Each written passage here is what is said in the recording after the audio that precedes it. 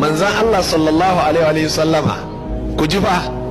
ya ce Allah yake sakowa ƙarshen dare ko manzan Allah ya faɗa mana daidai lokacin. Kuma kana da matsala kana jiran wai gari ya waye ka tafi kasuwa, ka buɗe ƙofar kasuwa tukuna kafin gari ya waye, sannan gari ya waye ka tafi kasuwa ka ga yadda zaka ga fatahi. Sannan kar ku manta akwai hadisi sahihi cikin hadisin sahihu Muslim, shi ma hadisul kudusi ne, da manzon Allah sallallahu alaihi wasallam ya ce da a ce bayi tun daga na farko har na ƙarshe za su taru a dandali guda, kowa ya ta karkare ya faɗi bukatar shi, Allah zai biya wa kowa bukata ba tare da wannan ya rage Allah da komai ba. Don haka jama'a, ya zo cikin hadisin Ahmad da Abu Dauda, annabi ya ce addu'a'u huwal ibada. Kar ka zauna baka addu'a, dan da yawancin mutane sun kuskure ba sa addu'a jama'a, sannan ba sa neman addu'a daga bayin Allah da ake fatan alheri gare